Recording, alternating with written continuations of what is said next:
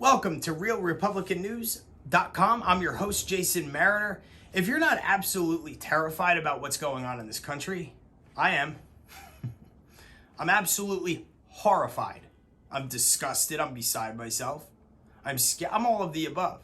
But what I want to make very clear is that fear has absolutely nothing to do with my response to the situation.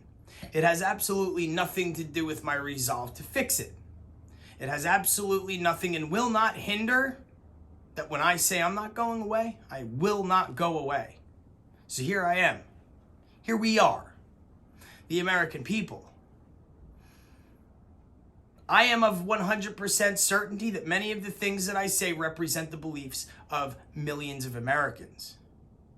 We, the people of this country, have the absolute God-given right to free speech, religion, to peaceably assemble, and to have our government hear our grievances.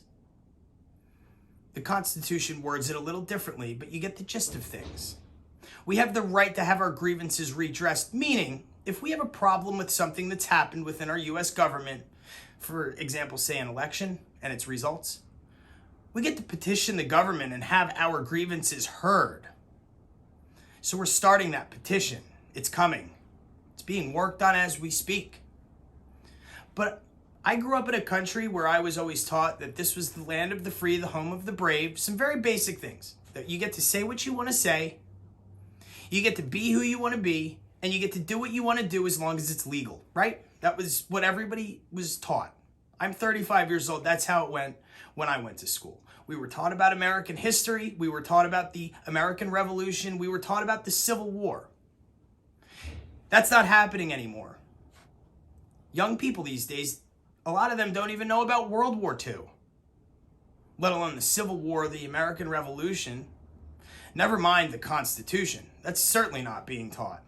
The other thing that's not being taught in school, that's been deprived of children across America, is the right to say the Pledge of Allegiance because it contains the word God. That's another one of your First Amendment rights that was sneakily taken away. Now, things are very, very, very disturbing and scary in America right now. Plain and simple, we have almost 27,000 troops deployed to our nation's capital to supposedly defend the inauguration of a president that was elected by the vast majority of the American people by popular vote. Or by the Electoral College. We don't even know which one it is at this point. But he was elected by a lot of people. That's what they say. So why do we need more troops stationed around the White House than we do in the entire Middle East? That doesn't seem to make sense to me. Does it make any sense to you? It doesn't seem to make sense. Well, actually, it does make sense to me. It might not make sense to you, but it will after I tell you. When you have people like Nancy Pelosi and what's this guy's name? Congressman Steve Cohen. Steve Cohen the other day said that all of the National Guards men and women need to be now vetted out and checked out for what they believe in. That was the essence of it. We've got to find out who they voted for. Because if they didn't vote for the right person, they could be considered a threat. The men and women who took an oath, who solemnly swore to lay down their life in the defense of this country and our Constitution, they now need to be checked out and are called into question because, here it is, because they're white men. That 75% of them, according to Steve Cohen, a congressman, are white men. But they're calling for unity amongst America. They're calling for peace and healing. Let me tell you something. When you say that 75% of a group of people need to be checked out and made sure that they're okay and that they're not going to turn their backs on the United States Constitution because they're white, that's a racist thing to do. And when you do racist things, like say things like that, you create division.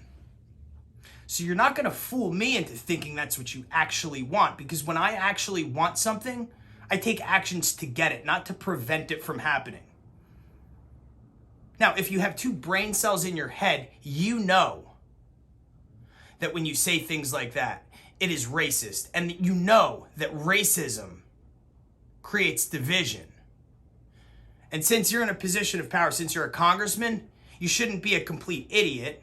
You should have at least 3 brain cells, therefore the ability to be able to figure out the fact that what you are doing is racist and divisive, not something that's going to unify people in any way, shape, or form. Nancy Pelosi, too. She said that what happened at the Capitol on the 6th was done because of people's whiteness.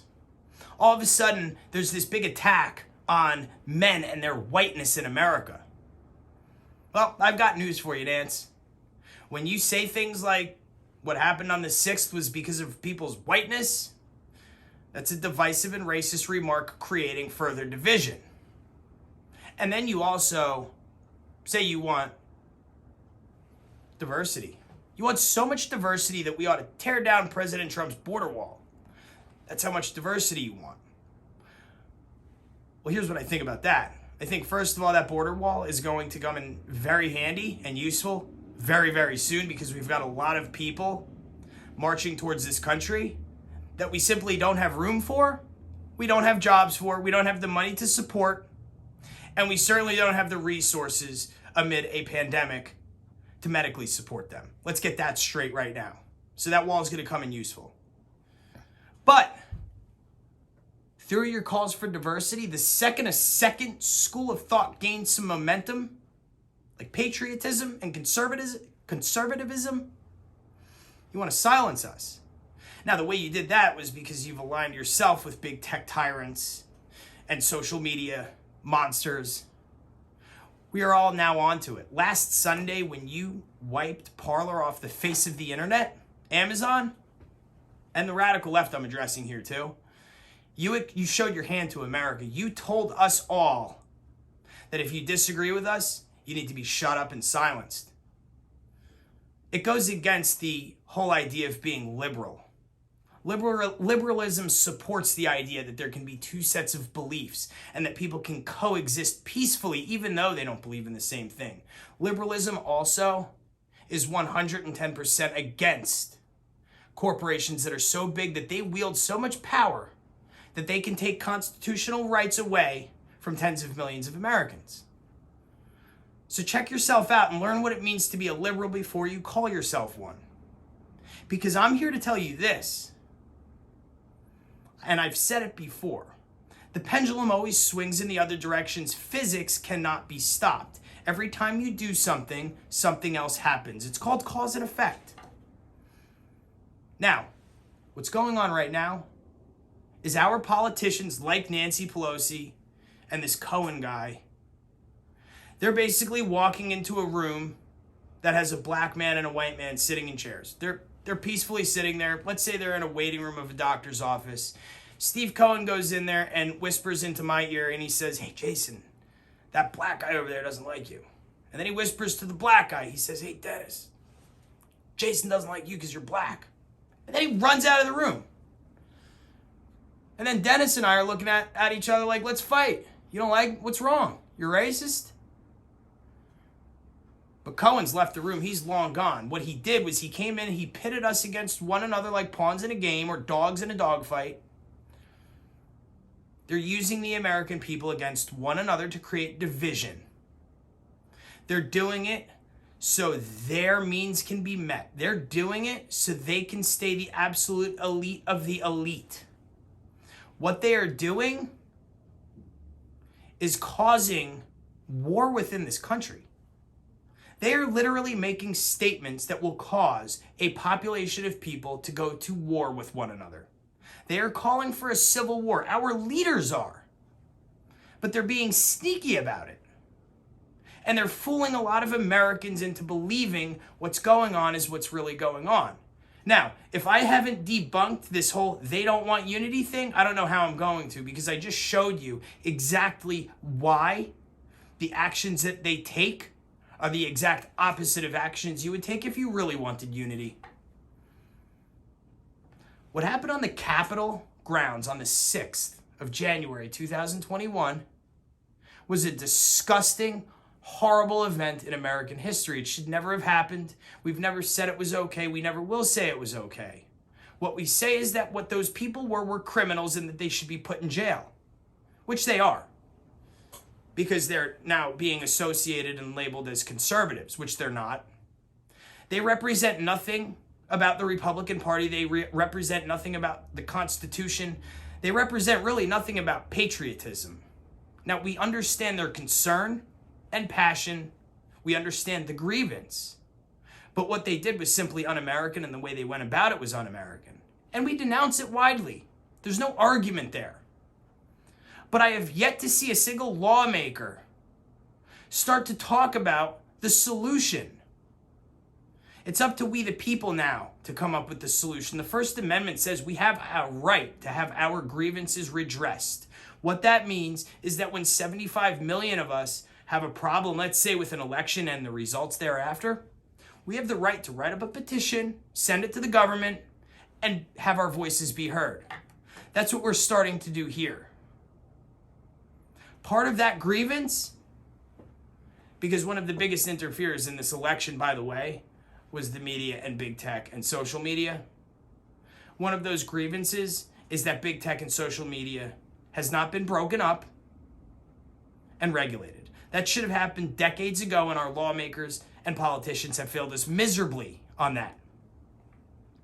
Our Constitution has acts like the Sherman and Clayton Act written into it to protect us from this sort of thing. There shouldn't be companies out there big enough where they can strip the rights, the First Amendment rights, from tens of millions of Americans without asking and in one fell swoop. They shouldn't be able to take the competition out like Amazon did to Parler on Wednesday. Parler was, by the way, created out of sheer necessity. The necessity arose from the oppression of conservative thought on social media platforms. If you were conservative over the past 4 years, what you said was censored. If you were radical left, it was promoted. So Parler was created. Conservatives needed a place to go. They needed their own playground. So a lot of smart people got together and started Parler, and they built their own playground.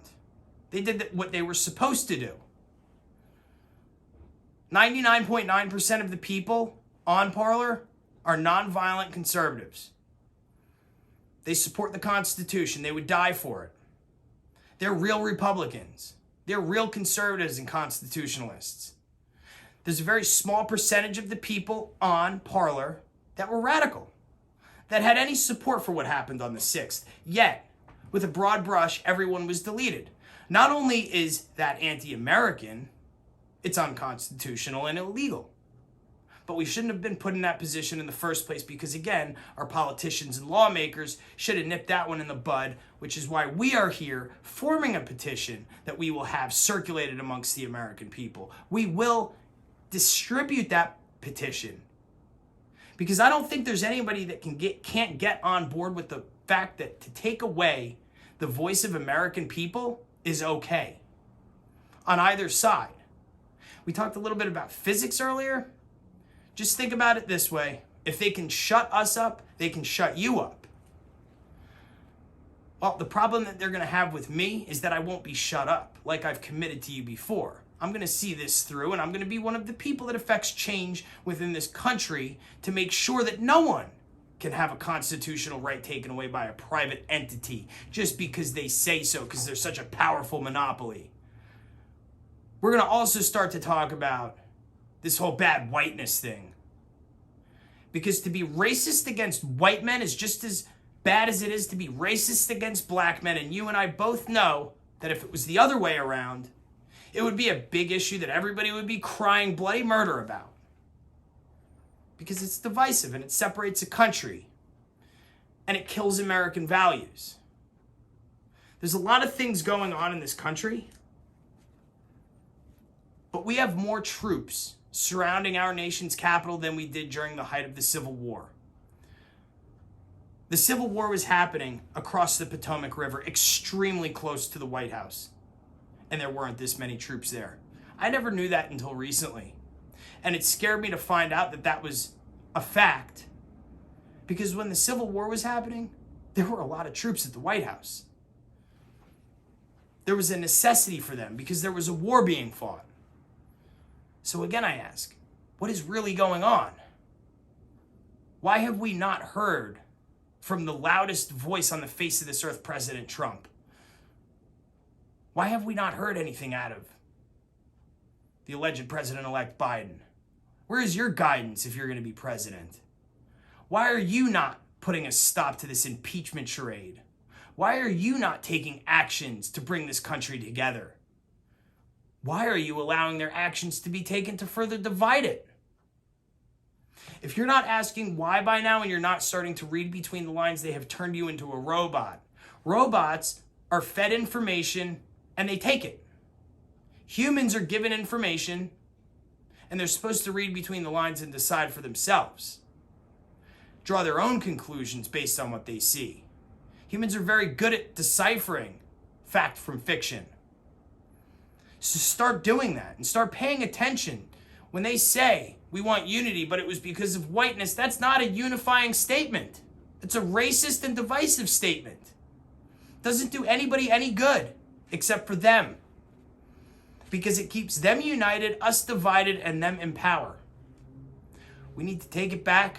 We need to put an end to the censorship. We need to put an end to the theft of constitutional rights, and it needs to start now with you and I.